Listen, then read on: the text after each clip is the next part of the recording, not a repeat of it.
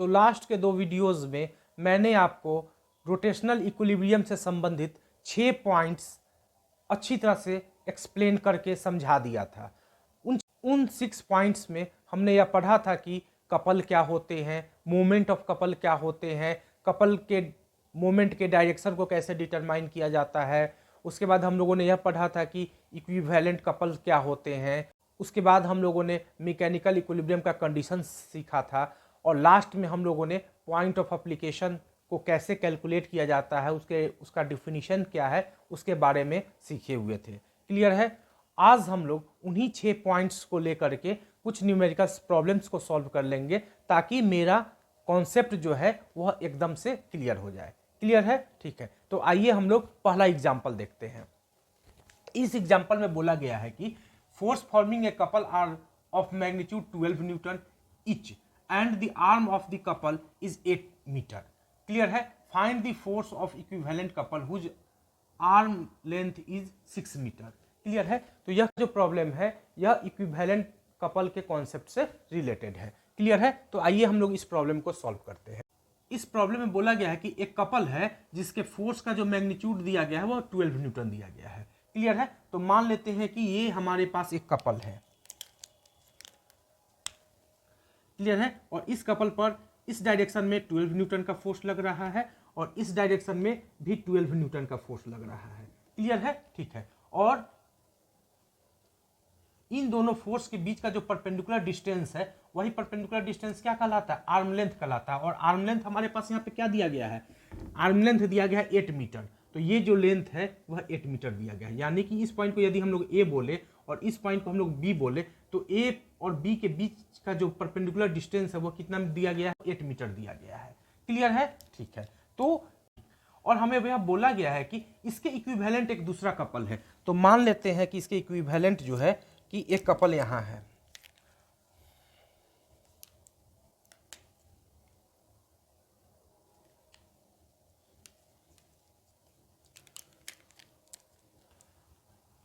Clear है। और इसके इक्विवेलेंट एक कपल दिया गया है जिसका आर्म लेंथ दिया गया है 6 मीटर। तो मान लेते हैं कि यहां पे एक कपल है। क्लियर है।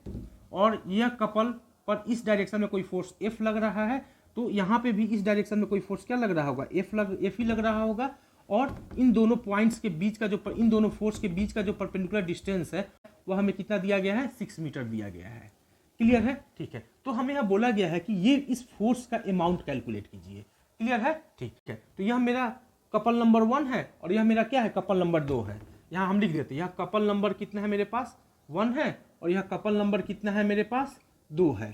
क्लियर है। और प्रॉब्लम में क्या दिया गया है कि कपल नंबर 1 और कपल नंबर 2 जो है वह क्या है, इक्विवेलेंट कपल है। तो हम कह सकते हैं कि इस कपल का और इस कपल का जो मोमेंट्स होगा वह क्या होगा, सेम होगा। क्यों, क्योंकि हम लोग यह जानते हैं कि यदि कपल इक्विवेलेंट हो तो उनके मोमेंट्स जो होते हैं वो क्या होते हैं, इक्वल होते हैं। क्लियर है। तो एक जो मेरा कॉन्सेप्ट है वो नोट कर लीजिए, this 2 couples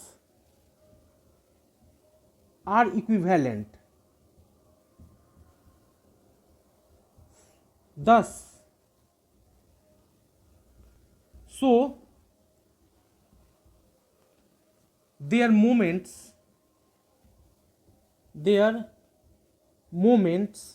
must be equal। Clear है। यह कपल और यह कपल क्या है, इक्विवेलेंट कपल है। तो इस कपल का और इस कपल का जो मोमेंट होगा वह क्या होगा, इक्वल होगा। और इस कॉन्सेप्ट को हम लोगों ने इक्विवेलेंट कपल के कॉन्सेप्ट में पढ़ लिया है। क्लियर है।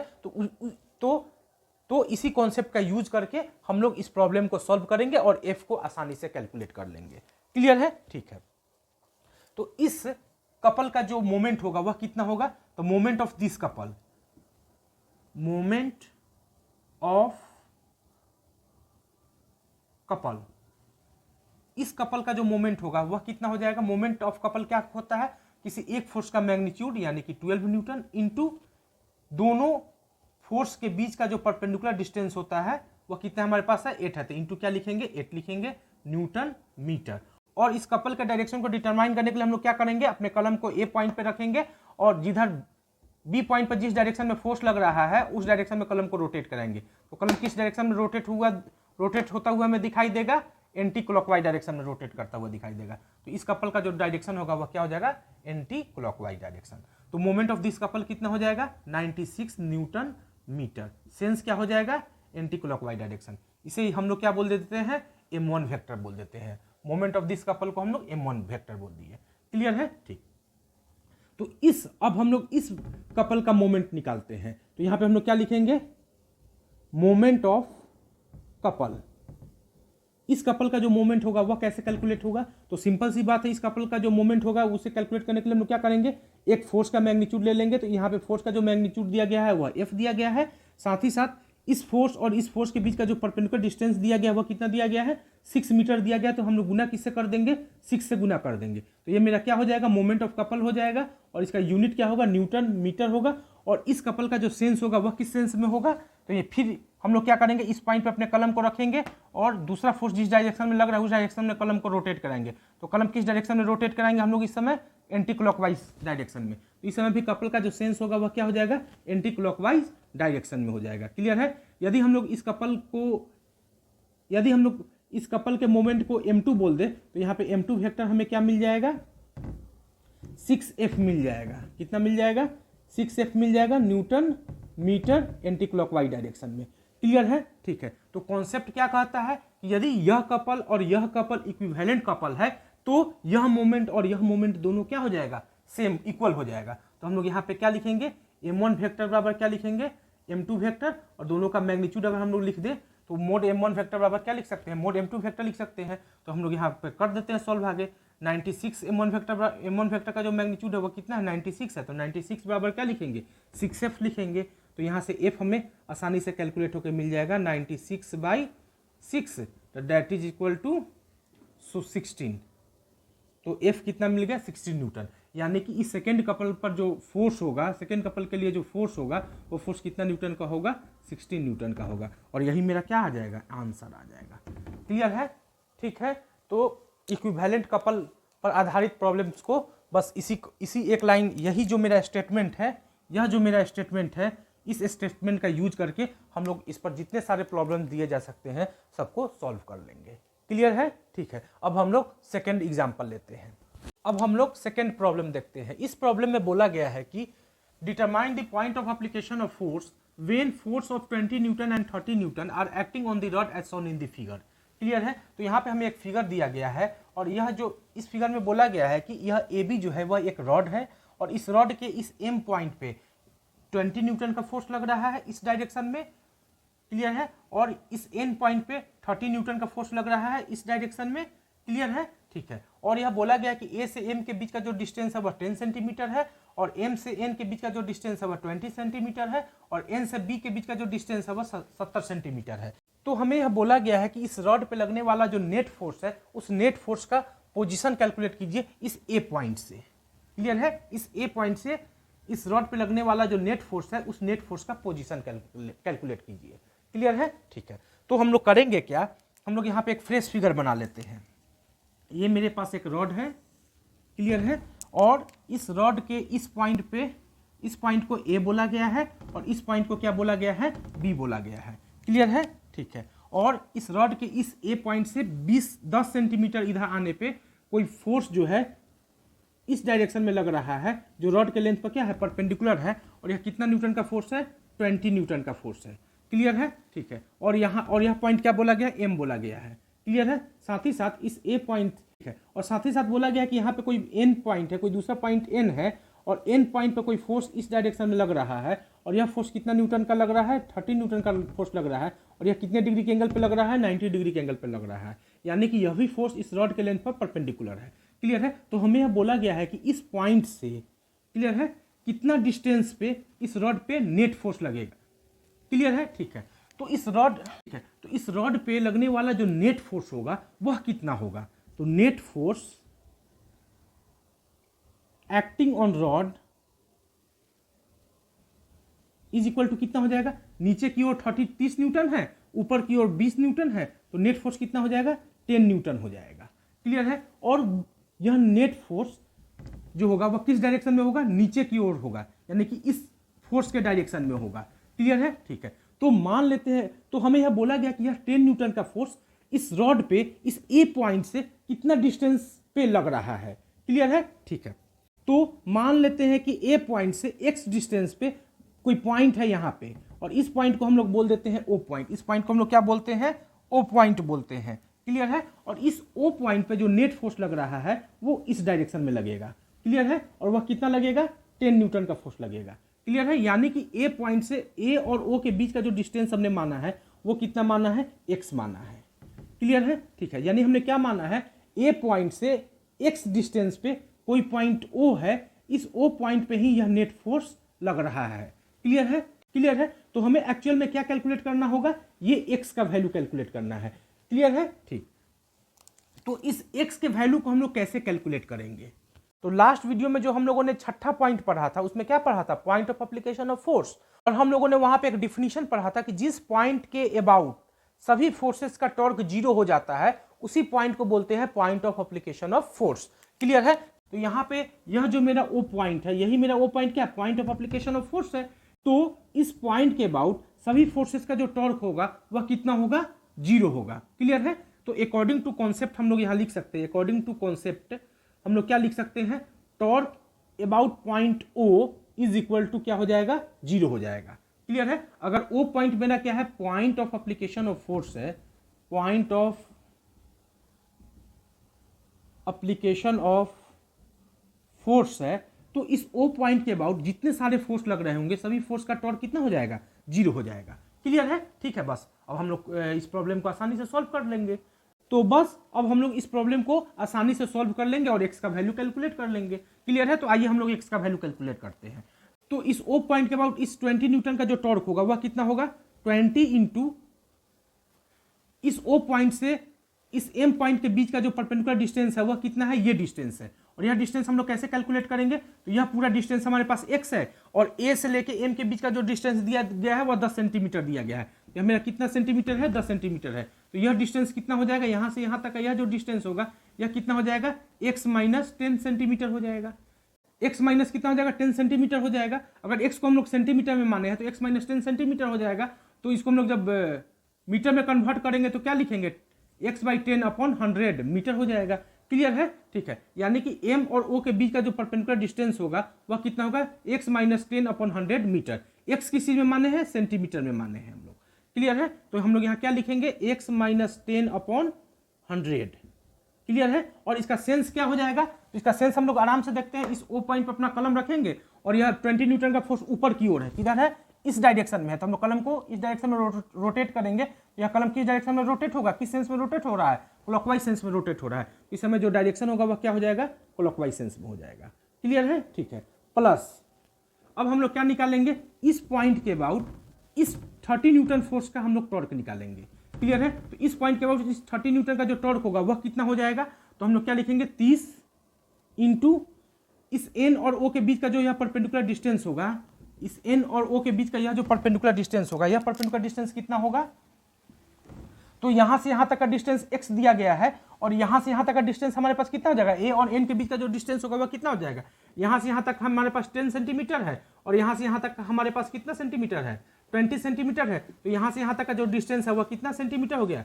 30 सेंटीमीटर हो गया। क्लियर है? तो हमारे पास इस ए पॉइंट से और इस ओ पॉइंट के बीच का डिस्टेंस हमने 1 सेंटीमीटर माना है और ए से एन के बीच का जो डिस्टेंस दिया गया वह कितना दिया गया? हमारे पास 30 सेंटीमीटर दिया गया है।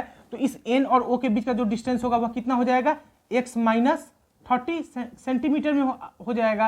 और इसको जब मीटर में कन्वर्ट करेंगे तो क्या लिखेंगे? x माइनस 30/100 मीटर लिखेंगे। क्लियर है? यानी कि इस n और इस o पॉइंट के बीच का जो डिस्टेंस होगा वह कितना होगा? इतना मीटर होगा। क्लियर है? तो यहाँ पे हम लोग कितना लिखेंगे? x minus 30/100। क्लियर है? और यह किस सेंस में हो जाएगा? तो इसके इस फोर्स का टॉर्क का जो सेंस निकालेंगे तो हम लोग कैसे निकालेंगे? इस कलम पर अपना इस पॉइंट पर अपना कलम रखेंगे और फोर्स 30 न्यूटन किधर है? नीचे की ओर है, नीचे की ओर मुड़ाएंगे। या कौन सा सेंस किस सेंस में रोटेट कर रहा है? एंटी क्लॉकवाइज सेंस में रोटेट कर रहा है। तो हम लोग यहाँ पे एंटी क्लॉकवाइज का सेंस लगा देंगे। बराबर कितना हो जाता है? 0 हो जाता है। क्लियर है? अब यहाँ से x हम लोग आसानी से कैलकुलेट कर लेंगे। क्लियर? तो देख कैलकुलेट कर लीजिए। क्लॉकवाइज सेंस को हम लोग पॉजिटिव डायरेक्शन मान लेते हैं। तो हम लोग यहाँ क्या लिखेंगे?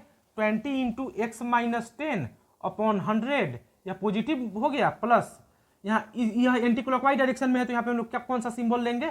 माइनस का सिंबल दे देंगे, ठीक है। क्लॉकवाइज सेंस को पॉजिटिव मान है तो एंटी क्लॉकवाइज सेंस अपने आप निगेटिव हो जाएगा। तो माइनस क्या लिखेंगे, 30 इंटू एक्स माइनस 30 अपॉन 100 बराबर 0। क्लियर है। तो यहां से क्या हो जाएगा, इसको जब सॉल्व करेंगे तो हमें क्या मिल जाएगा, 100 तो खत्म हो गया कहानी। और यहां से हमें क्या मिलेगा, 20x माइनस 200 बराबर 30x माइनस 900, नहीं क्लियर है, इतना मिल जाएगा हमें माइनस 900। क्लियर है, ठीक है। बस यहां से हमें क्या मिल जाएगा, इधर करेंगे तो 10x बराबर 700, तो x बराबर क्या मिल जाएगा 70। और x को हम लोग किस चीज में, किस यूनिट में माने हैं, सेंटीमीटर में माने हैं। x बराबर क्या आ गया 70 सेंटीमीटर, और यही मेरा क्या हो जाएगा, आंसर हो जाएगा। तो हम बोल सकते हैं कि इस ए पॉइंट से 70 सेंटीमीटर की दूरी पर कोई पॉइंट होगा, उसी पॉइंट पे क्या लगेगा, नेट फोर्स लगेगा। और नेट फोर्स कितना लगेगा, 10 न्यूटन लगेगा। और वह किस डायरेक्शन में लगेगा, नीचे की ओर लगेगा, परपेंडिकुलरली नीचे की ओर लगेगा। क्लियर है। तो इस तरीके से हम लोग इस प्रॉब्लम को सॉल्व कर सकते हैं। क्लियर है। तो इस तरीके के प्रॉब्लम को सॉल्व करने के लिए जो मेन कॉन्सेप्ट है, वह मेन कॉन्सेप्ट क्या है, टाउ ओ बराबर 0। बस यही कॉन्सेप्ट हमेशा लगाते रहेंगे और आराम से point of application of force calculate कर सकते हैं। क्लियर है, ओके। अब हम लोग अगला प्रॉब्लम देखते हैं।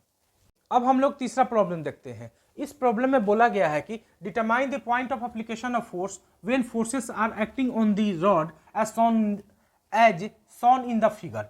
हमारे पास एक फिगर दिया गया है और इस फिगर में बोला गया है कि ए बी जो है वह एक रॉड है, यानी कि यह जो ए बी है, यह ए बी एक रॉड है। और इस रॉड के इस पॉइंट पे कोई ए पॉइंट पे कोई फोर्स लग रहा है, रॉड के लेंथ पर परपेंडिकुलर कोई अपवर्ड डायरेक्शन में कोई फोर्स लग रहा है 5 न्यूटन का। इस पॉइंट को यदि हम लोग सी पॉइंट बोल दे तो इस सी पॉइंट पे कोई फोर्स लग रहा है परपेंडिकुलरली डाउनवर्ड डायरेक्शन में लग रहा है। क्लियर है, कितना न्यूटन का, 3 न्यूटन का। और इस बी पॉइंट पे कोई फोर्स लग रहा है इस रॉड के लेंथ से 37 डिग्री के एंगल पे 10 न्यूटन का कोई फोर्स लग रहा है। क्लियर है, ठीक है। तो हमें यह बोला गया है कि इस रॉड के इस ए पॉइंट से कितना डिस्टेंस पे इस रॉड पे नेट फोर्स लगेगा। क्लियर है, ठीक है। तो सबसे पहले हमें यह कैलकुलेट करना होगा कि इस रॉड पर लगने वाला नेट फोर्स कितना है। क्लियर है। तो इस रॉड पे लगने वाले नेट फोर्स को कैलकुलेट करने के लिए हम लोग सबसे पहले इस 10 न्यूटन को कंपोनेंट्स में ब्रेक करेंगे। क्लियर है, ठीक है। तो इस 10 न्यूटन का जो इस डायरेक्शन में कंपोनेंट होगा, इस डायरेक्शन में जो कंपोनेंट आएगा वह कितना आएगा, 10 इंटू कॉस 37 डिग्री। और कॉस 37 डिग्री कितना होता है, 4/5 होता है। तो 10 इंटू कितना मिल जाएगा, 4/5, यानी कि हमें कितना मिल गया, 8 न्यूटन। यानी कि इस 10 न्यूटन का जो इस डायरेक्शन में कंपोनेंट होगा वह कितना होगा, 8 न्यूटन होगा। क्लियर है। साथ ही साथ इस 10 न्यूटन का इस वर्टिकल इससे साथ ही साथ इस 10 न्यूटन का इस डायरेक्शन में परपेंडिकुलर डायरेक्शन में जो कंपोनेंट होगा वह कंपोनेंट कितना होगा, 10 साइन 37। कितना होगा, 10 साइन 37 होगा, 37 डिग्री होगा। और 10 साइन 37 कितना हो जाएगा, 10 इंटू साइन 37 कितना होता है, 3/5 होता है। तो 3 क्या लिखेंगे, 5 लिखेंगे तो हमें कितना मिल जाएगा, 6 न्यूटन मिल जाएगा। यानी कि इस डायरेक्शन में, इस रॉड के लेंथ के परपेंडिकुलर डायरेक्शन में इस 10 न्यूटन का कितना कंपोनेंट मिलेगा, 6 न्यूटन मिलेगा। और इस रॉड के लेंथ के एलोंग लेंथ के डायरेक्शन में इस 10 न्यूटन का कितना कंपोनेंट हमें मिलेगा, 8 न्यूटन मिलेगा। क्लियर है, ठीक है। बोला गया है कि केवल point of application of force calculate करना है। क्लियर है, ठीक है। तो हम लोग इस प्रॉब्लम में point of application of force भी कैलकुलेट कर लेते हैं, नेट फोर्स भी कैलकुलेट कर लेते हैं और नेट फोर्स का डायरेक्शन भी कैलकुलेट कर लेते हैं। यहाँ पे हम लोग तीनों चीज प्रॉब्लम में तो हमारे पास प्रॉब्लम में तो हमें केवल point of application of force ही बोला है कैलकुलेट करने के लिए, लेकिन हम लोग यहाँ पे सब चीज कैलकुलेट कर लेते हैं। क्या क्या चीज यहाँ पे कैलकुलेट कर लेते हैं, नेट फोर्स कैलकुलेट कर लेते हैं, कितना होगा। क्लियर है, नेट फोर्स का डायरेक्शन कैलकुलेट कर लेते हैं। क्लियर है। और तीसरा कैलकुलेट कर लेते हैं point of net application of force, यानी कि किस पॉइंट पे नेट फोर्स लग रहा है वो कैलकुलेट कर लेते हैं, एप्लीकेशन ऑफ फोर्स। क्लियर है। यहां पे हम लोग तीनों चीज कैलकुलेट कर लेते हैं। हालांकि हमें इस प्रॉब्लम में केवल point of application of force के बारे में ही बताया गया कि कैलकुलेट कीजिए, लेकिन हम लोग यहाँ पे तीनों चीज कैलकुलेट करना सीख लेते हैं। क्लियर है, ठीक है। तो हम लोगों ने क्या किया कि 10 न्यूटन को ब्रेक कर दिया। क्लियर है, ठीक। तो हम लोग यहाँ पे देखेंगे कि अपवर्ड डायरेक्शन में फोर्स, टोटल फोर्स कितना लग रहा है, 5, 6, 11, यानी कि अपवर्ड डायरेक्शन में जो टोटल फोर्स लग रहा है वह 11 न्यूटन लग रहा है। क्लियर है, ठीक है। डाउनवर्ड डायरेक्शन में जो फोर्स लग रहा है वह कितना लग रहा है, 3 न्यूटन का फोर्स लग रहा है। क्लियर है। और हॉरिजॉन्टल डायरेक्शन में जो फोर्स लग रहा है वह कितना न्यूटन का फोर्स लग रहा है, 8 न्यूटन का फोर्स लग रहा है। क्लियर है, ठीक है। तो नेट फोर्स कितना लगेगा, नेट फोर्स का जब हम वेक्टर डायग्राम बनाएंगे तो वह कितना लिखेंगे, ऊपर कितना लगेगा, 8 न्यूटन का फोर्स लगेगा, और हॉरिजॉन्टल डायरेक्शन में कितना लगेगा, 8 न्यूटन का फोर्स लगेगा। क्लियर है। तो यहां पे हम लोग एक और फिगर फ्रेश बना लेते हैं।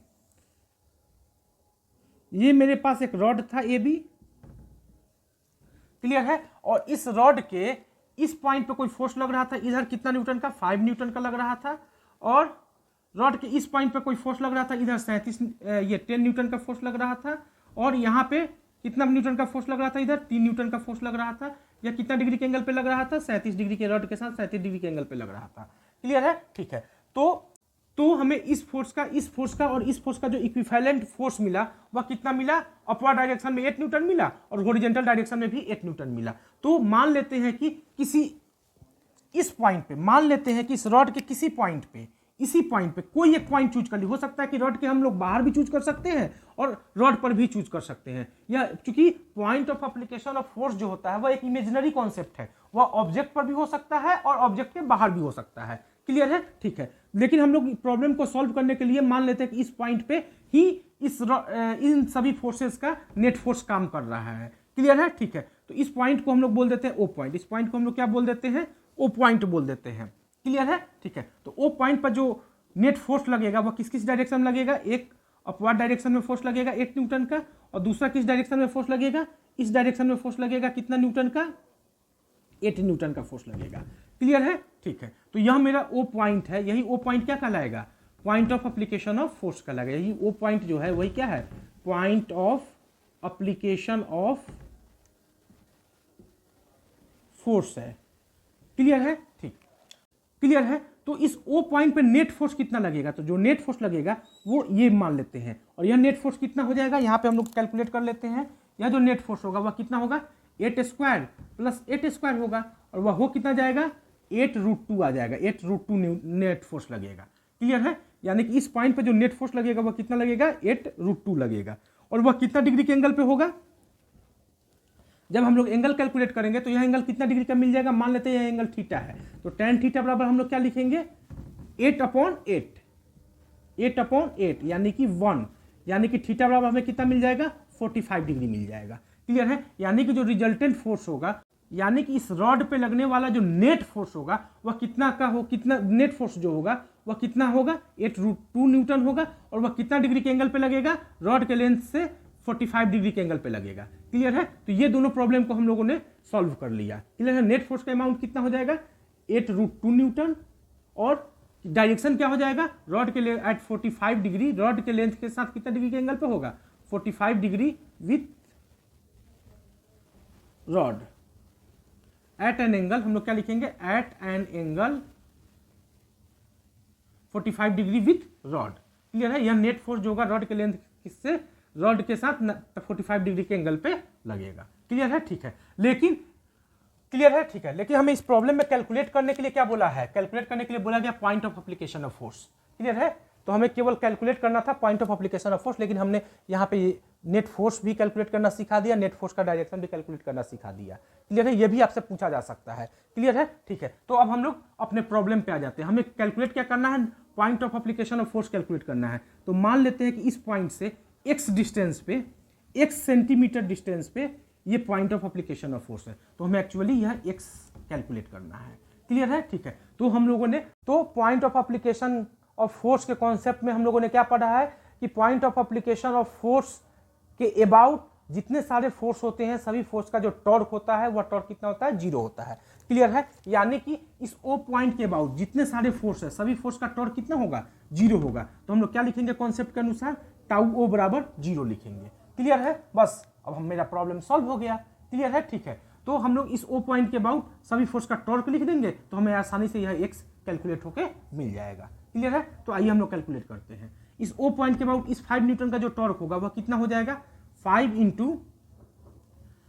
इंटू कितना हो जाएगा, ये डिस्टेंस, और ये डिस्टेंस हमने कितना माना है, x माना है, तो 5 इंटू क्या लिखेंगे, x लिखेंगे। सेंस क्या हो जाएगा, सेंस जो हो जाएगा वह क्या हो जाएगा, यहाँ पे कलम रखेंगे, फोर्स जिधर है मुड़ा देंगे, यहाँ कौन सा सेंस हो गया, क्लॉकवाइज सेंस हो गया।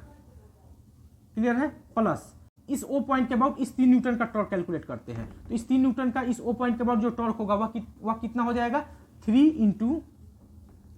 इंटू यहाँ से यहाँ तक का यह डिस्टेंस, इस O और इस पॉइंट C के बीच का यह डिस्टेंस, और यह डिस्टेंस होगा कितना, तो हमें दिया गया है A से C के बीच का जो डिस्टेंस दिया गया वह 5 सेंटीमीटर दिया गया है। यह डिस्टेंस तो हमें 5 सेंटीमीटर यहाँ से यहाँ तक का दिया गया है, और यहाँ से यहाँ तक का यह जो मेरा डिस्टेंस है वह कितना है, 1 सेंटीमीटर है। तो ये डिस्टेंस हमें कितना मिल जाएगा, यह जो डिस्टेंस हमें मिलेगा C से O के बीच का जो डिस्टेंस मिलेगा वह कितना मिलेगा, x-5, कितना मिलेगा, x-5 सेंटीमीटर। इसको जब मीटर में बदलेंगे तो हम लोग क्या लिखेंगे, x-5/100 मीटर। क्लियर है, ठीक है। तो यहाँ पे हम लोग क्या लिख देते हैं, अच्छा यहाँ भी तो x को अगर हम लोग सेंटीमीटर में, 1 सेंटीमीटर में है तो x को जब मीटर में लिखेंगे तो यहाँ क्या लिखेंगे, अपॉन 100 लिखेंगे, अपॉन 100 लिखेंगे। क्लियर है, ठीक है। तो यहाँ पे 3 न्यूटन का इस O पॉइंट के बाद जो टॉर्क होगा वह कितना होगा, 3 इंटू x-5/100। क्लियर है, ठीक। और यह सेंस क्या हो जाएगा, तो देख लो यह सेंस क्या हो जाएगा, क्लॉकवाइज सेंस में हो जाएगा, सॉरी यह सेंस क्या हो जाएगा, एंटी क्लॉकवाइज सेंस में हो जाएगा। क्लियर है, ठीक है। अब हम लोग इस फोर्स का, इस 10 न्यूटन फोर्स का टॉर्क कैलकुलेट करते हैं। तो इस 10 न्यूटन का जब हम लोगों ने कंपोनेंट तोड़ा था तो कंपोनेंट कितना मिला था, इस डायरेक्शन में जो कंपोनेंट मिला था वह 8 न्यूटन मिला था, यानी इस डायरेक्शन में जो कंपोनेंट है वह 8 न्यूटन है, और इस डायरेक्शन में भी जो कंपोनेंट है वह कितना हमारे पास है, 6 न्यूटन है। वह हमारे पास कितना न्यूटन है, 6 न्यूटन है। क्लियर है, ठीक है। तो इस O पॉइंट के अबाउट इस 8 न्यूटन का जो टॉर्क होगा वह कितना हो जाएगा, 0 हो जाएगा। तो उसको तो प्लस हम लोग क्या लिखेंगे, 0 लिखेंगे।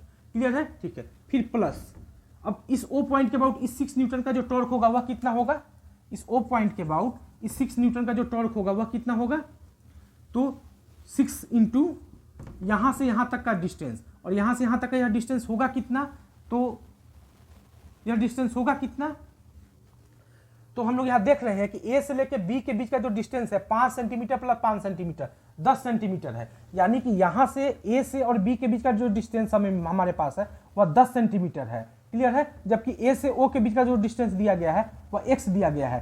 तो यह O से B का जो यह डिस्टेंस होगा वह कितना होगा, यहाँ से यहाँ तक का डिस्टेंस माइनस यहाँ से लेकर यहाँ तक का डिस्टेंस, यानी कि 10 माइनस x सेंटीमीटर हो जाएगा। क्लियर है, जब इसको मीटर में बदलेंगे तो हम लोग क्या लिखेंगे, 10 माइनस x/100 मीटर लिखेंगे।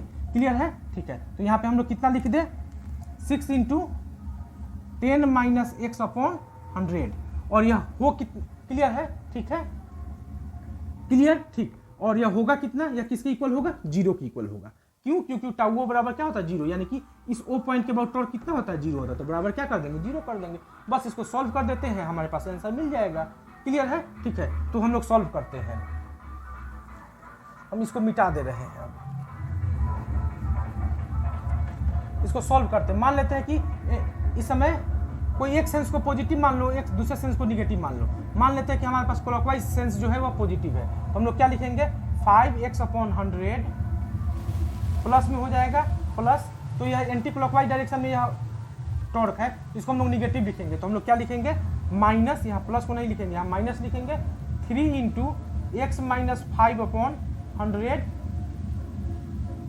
अच्छा, इस टॉर्क का डायरेक्शन क्या हो जाएगा, इस टॉर्क का डायरेक्शन क्या होगा, इस 6 न्यूटन टॉर्क का जो डायरेक्शन होगा वह क्या होगा, तो यहाँ पे कलम रखेंगे, 6 की ओर मुड़ाएंगे, तो यह कौन सा सेंस हो जाएगा, एंटी क्लॉकवाइज सेंस हो जाएगा।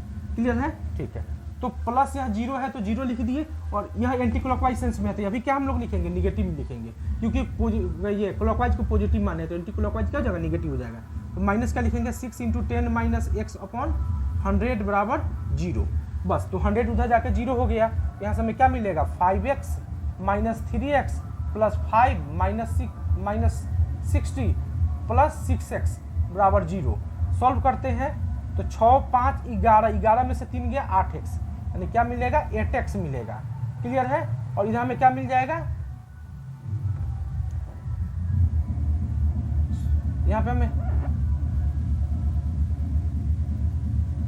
प्लस 15 है, ये कितना जगह 5 3 15 ना होगा, यहाँ पे 15 होगा। क्लियर है, 5 3 यहाँ पे कितना होगा, 5 3 15 ना होगा, तो यहाँ पे हम लोग 15 लिखेंगे, तो कितना मिलेगा हमें, ये 6 प्लस 5 11 में से 3 गया 8x माइनस 60 माइनस 15 यानी कि 45 बराबर क्या लिखेंगे, 45। तो x बराबर क्या आ गया 45/8। x किस x का यूनिट हमने क्या माना है, सेंटीमीटर माना है, तो क्या हो जाएगा 45/8 सेंटीमीटर। यही मेरा क्या हो जाएगा, आंसर हो जाएगा।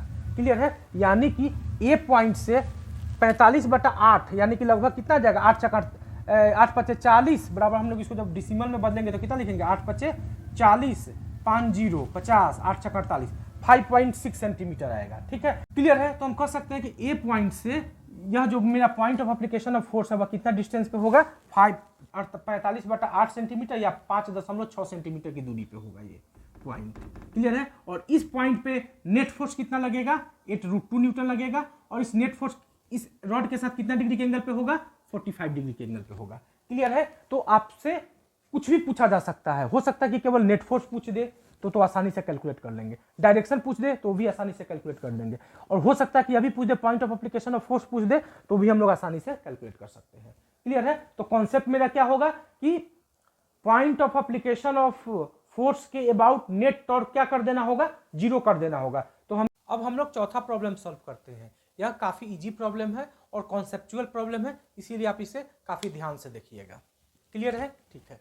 तो इस प्रॉब्लम में बोला गया है कि calculate point of application of force. हमें क्या कैलकुलेट करना है, point of application of force calculate करना है, और क्या कैलकुलेट करना है, also find magnitude and direction of third force such that body is in equilibrium.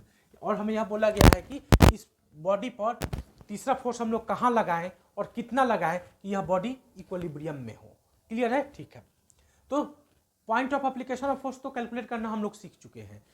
अब हम लोग इसमें नया यह सीखना है कि हम लोग इस रॉड पे या इस बॉडी पे फोर्स कहाँ लगाएं और कितना लगाएं कि यह बॉडी या यह रॉड इक्विलिब्रियम में हो। क्लियर है, तो जब मैंने आपको point of application of force का कॉन्सेप्ट पढ़ाया था तो उसमें मैंने आपको तीसरा जो डिफिनीशन बताया था उसमें हमने आपको यही बताया था कि जब किसी रिजिड बॉडी पर नेट फोर्स लग रहा हो और हम लोग नेट फोर्स जहाँ पे लग रहा हो वहीं पे उसी पॉइंट पे नेट फोर्स के अपोजिट डायरेक्शन में नेट फोर्स के इक्वल अमाउंट में अगर हम लोग फोर्स लगा दे तो वह रिजिड बॉडी जो होगा वह किस कंडीशन में आ जाएगा, इक्विलिब्रियम के कंडीशन में आ जाएगा। क्लियर है, ठीक है। क्लियर है, हम लोग इसी कॉन्सेप्ट का यूज करके यह थर्ड फोर्स कैलकुलेट कर लेंगे।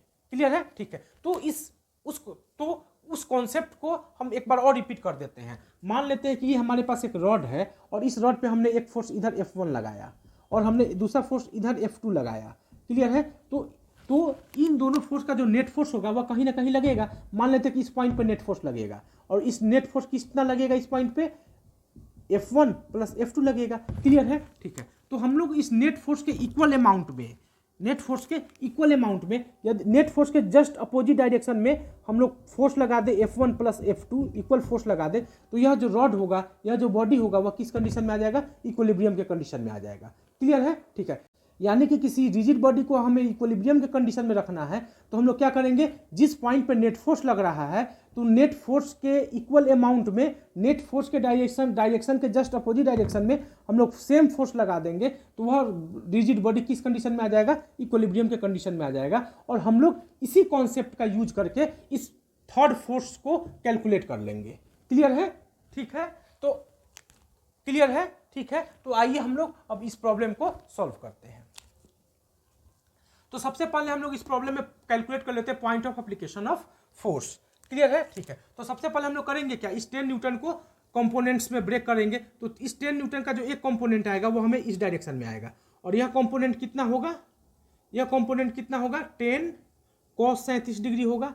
और 10 cos 37 डिग्री को जब सॉल्व करेंगे तो हम लोग क्या लिखेंगे, 10 × 4/5। इसको जब सॉल्व करेंगे तो हमें क्या मिल जाएगा, 8 न्यूटन। यानी कि इस डायरेक्शन में जो फोर्स लगेगा वह कितना लगेगा, 8 न्यूटन लगेगा। क्लियर है। और इस यह जो मेरा रॉड है, यह रिजिड बॉडी हम लोग किस शेप में माने हैं, रॉड के शेप में माने हैं। तो इस रॉड के परपेंडिकुलर डायरेक्शन में इस 10 न्यूटन का जो कितना कंपोनेंट आएगा वह आएगा 10 sin 37 डिग्री।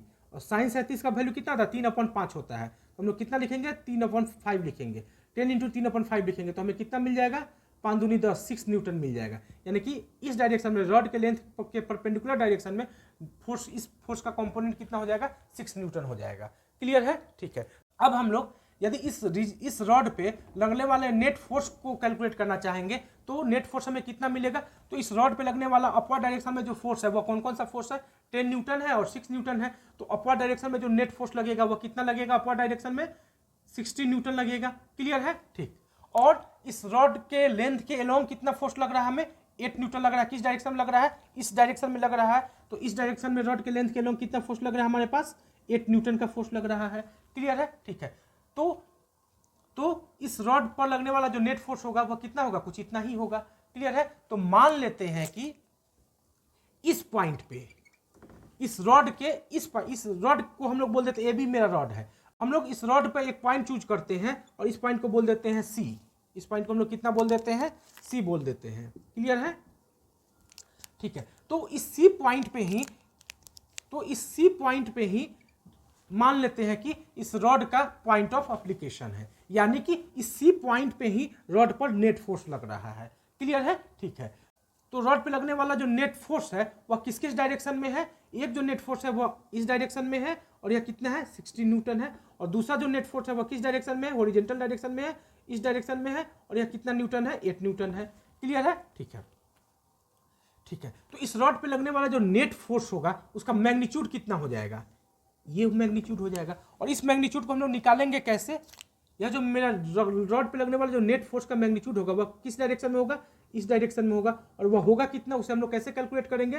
तो बस सिंपल सी बात है, 16 का √16 का स्क्वायर प्लस 8 का स्क्वायर। क्लियर है? तो हमें यह कितना आ जाएगा? यह हमें कितना मिल जाएगा? 8 स्क्वायर को 8 मिल जाएगा और कितना मिलेगा? 8 दूनी 16, 2 दूनी 4 1 5, 8 √5 न्यूटन मिलेगा। और यह कितना डिग्री के एंगल पे मिलेगा? तो हम लोग यह एंगल कैलकुलेट कर लेंगे। यह इस एंगल को मान लेते हैं थीटा है, तो tan थीटा बराबर हम लोग यहाँ क्या लिखेंगे? tan थीटा बराबर लिखेंगे y/x। तो y 16/8, यानी क्या आ जाएगा? 16/8। तो थीटा कितना आ जाएगा? 2। tan थीटा कितना आ जाएगा? 2। यानी थीटा कितना आ जाएगा? tan inverse 2। क्लियर है? यानी कि यहाँ इस रॉड पे लगने वाला जो नेट फोर्स होगा वह कितना होगा? इस डायरेक्शन में होगा। कितना न्यूटन का होगा? 8 √5 न्यूटन का होगा। और रॉड के लेंथ के साथ कितना डिग्री के एंगल पे होगा? tan इनवर्स √2 एंगल पे होगा। क्लियर है? ठीक। तो जैसा कि हम लोगों ने इक्विलिब्रियम के कॉन्सेप्ट के लिए क्या पढ़ा है कि जिस डायरेक्शन में नेट फोर्स लग रहा हो उस डायरेक्शन के जस्ट अपोजिट डायरेक्शन में उतना ही फोर्स लगा देंगे तो यह रॉड क्या आ जाएगा? इक्विलिब्रियम के कंडीशन में आ जाएगा। क्लियर है? ठीक है। तो अगर मान लेते हैं कि यह रॉड इक्विलिब्रियम के कंडीशन में है, मान लेते हैं कि यह रॉड, यह 1 न्यूटन था, मान लेते हैं कि यह जो रॉड है वह इक्विलिब्रियम के कंडीशन में रहे, इसके लिए हमको क्या करना होगा? इस फोर्स के, इस नेट फोर्स के डायरेक्शन के जस्ट अपोजिट डायरेक्शन में, यानी इस डायरेक्शन में हमको कितना फोर्स लगाना होगा? इतना ही फोर्स लगाना होगा। यानी कितना फोर्स लगाना होगा? 8 √5 न्यूटन फोर्स ही लगाना होगा। क्लियर है? ठीक है। तब जाके यह रॉड जो होगा वह क्या होगा? इक्विलिब्रियम के कंडीशन में होगा। क्लियर है?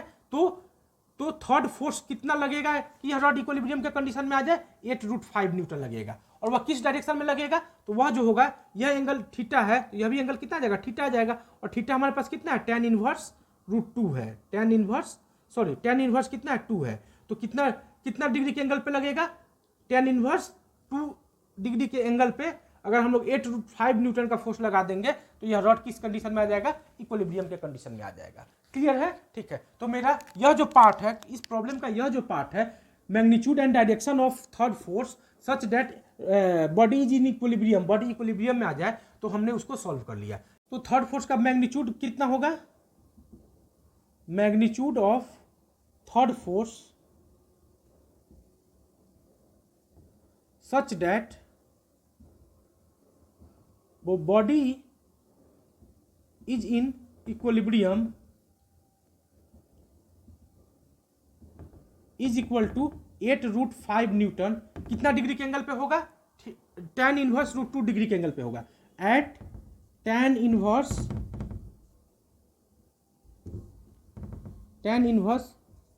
√2 नहीं, tan inverse 2 degree, tan inverse 2 with rod के साथ कितना डिग्री के एंगल पे होगा? tan इनवर्स 2 डिग्री एंगल पे होगा। क्लियर है? ठीक है। तो थर्ड फोर्स का हमने मैग्नीट्यूड और एंड डायरेक्शन दोनों कैलकुलेट कर लिया। अब हमें क्या कैलकुलेट करना है? Point of application of force. Clear है? हमें point of application of force calculate करना है। तो हम लोग इस डायग्राम को फिर से बना देते हैं। ये मेरे पास एक रॉड था, यह पॉइंट ए था, यह पॉइंट बी था, ए पॉइंट पर 10 न्यूटन का फोर्स लगा था कुछ इस डायरेक्शन में, कितना था 10 न्यूटन का, और बी पॉइंट पर कुछ इस डायरेक्शन में 10 न्यूटन का फोर्स लगा था। क्लियर है, कितना डिग्री के एंगल पे लगा था, 37 डिग्री के एंगल पे लगा था। तो इस 10 न्यूटन का इस डायरेक्शन में जो हमने कंपोनेंट किया था वह कितना आया था, हमें 8 न्यूटन आया था, और इस डायरेक्शन में जो कंपोनेंट किया था वह कितना आया था, 6 न्यूटन आया था। और हमने क्या माना था कि इस सी पॉइंट पे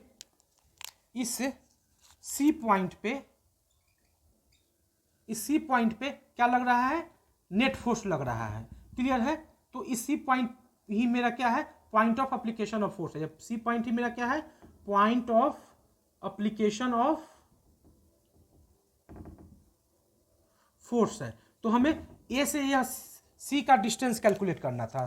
तो हमें यह क्या कैलकुलेट करना था, ए से सी का डिस्टेंस कैलकुलेट करना था। तो मान लेते कि ए से सी का जो डिस्टेंस है वह 1 सेंटीमीटर है। वह कितना सेंटीमीटर है, 1 सेंटीमीटर है। तो सिंपल सी बात है, अगर सी मेरा पॉइंट ऑफ ये एप्लीकेशन ऑफ फोर्स है तो टॉर्क अबाउट पॉइंट सी कितना हो जाएगा, टॉर्क अबाउट पॉइंट सी जो होगा वह 0 होगा। हम यहां लिखते हैं मिटा के।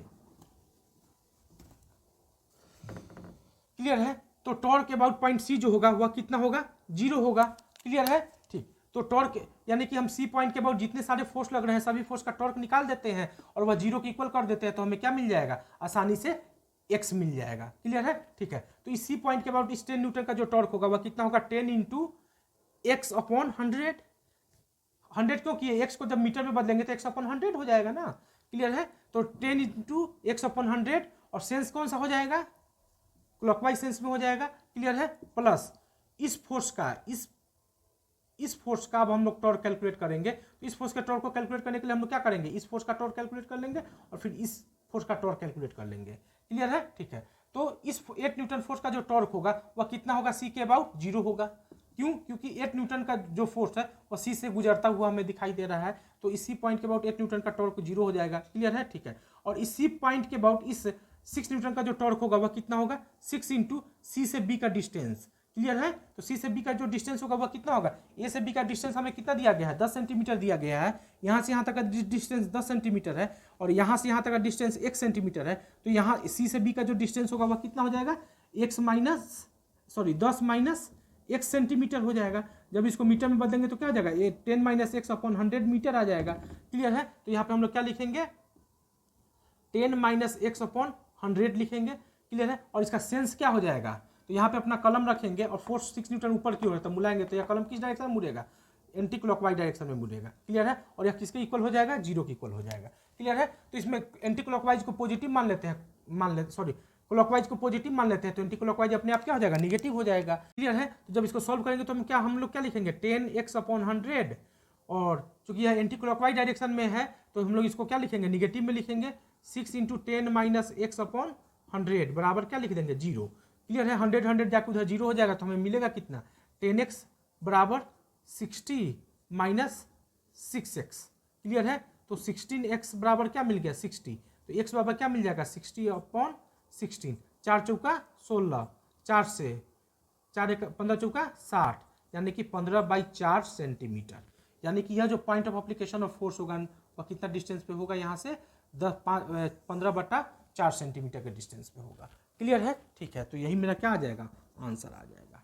क्लियर, तो इस तरीके के प्रॉब्लम को आप लोग आसानी से सॉल्व कर सकते हैं। क्लियर है, केवल हमें कॉन्सेप्ट को ध्यान में रखने की आवश्यकता है।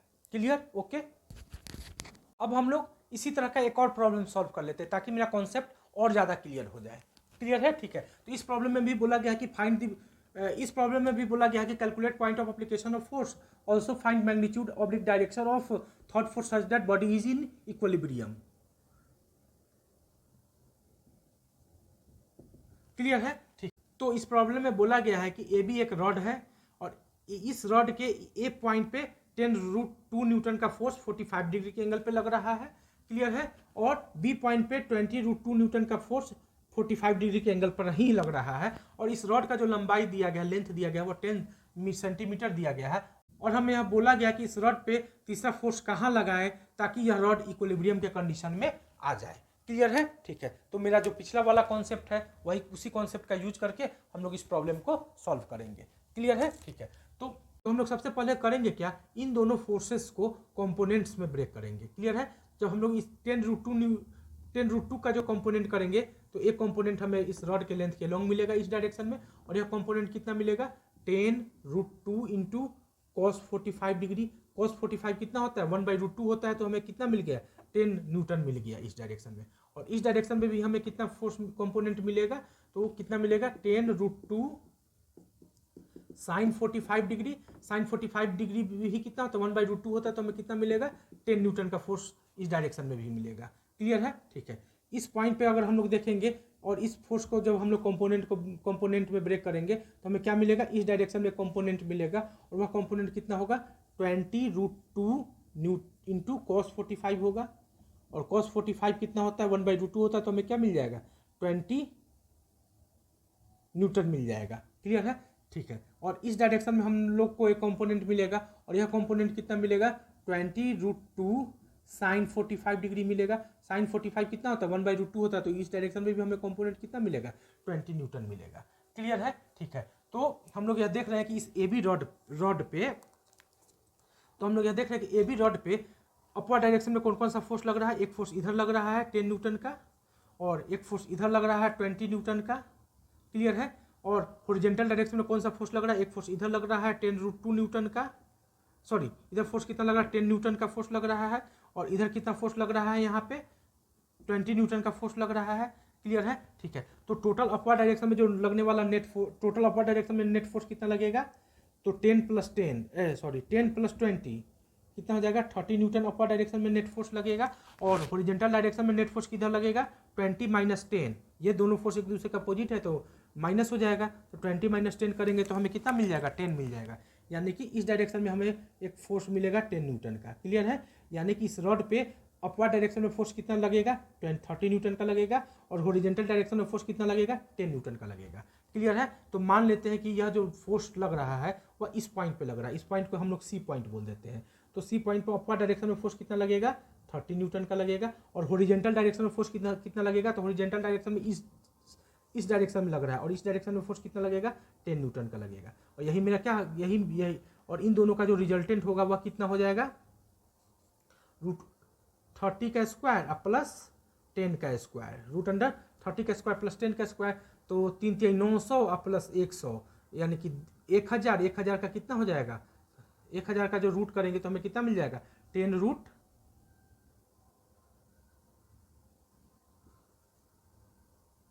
10√10 मिल जाएगा।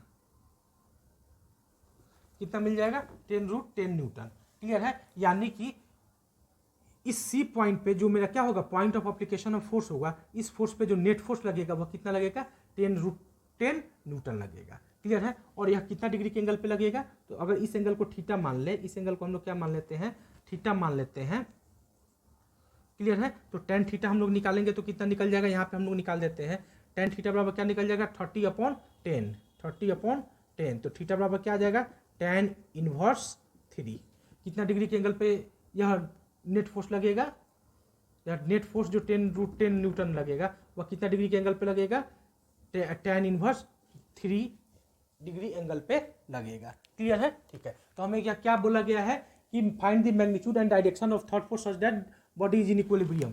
तो तीसरा फोर्स हम लोग कहाँ लगाएंगे कि यह सिस्टम इक्विलिब्रियम में आ जाएगा, तो हमने कॉन्सेप्ट में क्या पढ़ा है, जो नेट फोर्स जिस डायरेक्शन में लग रहा है उस डायरेक्शन के अपोजिट डायरेक्शन में अगर हम लोग फोर्स लगा देते हैं है कितना अमाउंट का एग्जैक्टली सेम अमाउंट का, तो हमें क्या, तो यह वह सिस्टम किस कंडीशन में आ जाएगा इक्विलिब्रियम के कंडीशन में आ जाएगा। क्लियर है, तो यहाँ पे इस सिस्टम पे इस रिजिड बॉडी पे इस रॉड पे सी पॉइंट पे नेट फोर्स लग रहा है। नेट फोर्स कितना लग रहा है 10√10 न्यूटन का लग रहा है।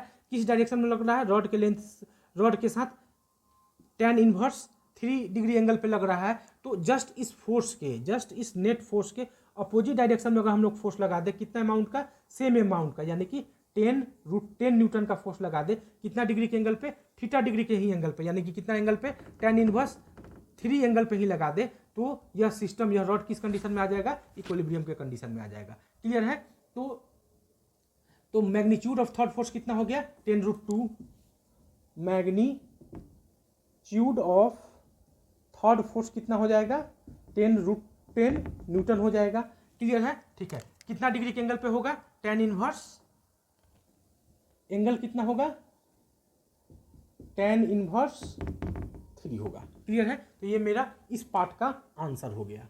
क्लियर है। इस रॉड को इक्विलिब्रियम में रखने के लिए हमको 10√10 न्यूटन का फोर्स लगाना होगा। कितना डिग्री के एंगल पे? tan इनवर्स 3 डिग्री एंगल पे। क्लियर है, ठीक है। कैसे लगाना होगा तो हम लोग इस डायग्राम में आपको बता दिए। क्लियर है, ठीक। अब हमें क्या कैलकुलेट करना है? हमें फर्स्ट पॉइंट कैलकुलेट करना है, point of application of force, यानी कि यह सी पॉइंट इस ए पॉइंट से, इस पॉइंट को ए बोला गया है, इस पॉइंट को क्या बोला गया है? बी बोला गया है। तो यह पॉइंट ए है, यह पॉइंट बी है। तो यह जो सी पॉइंट है, यह जो point of application of force है, वह ए पॉइंट से कितना डिस्टेंस पे है, यह कैलकुलेट करना है। तो सिंपल सी बात है।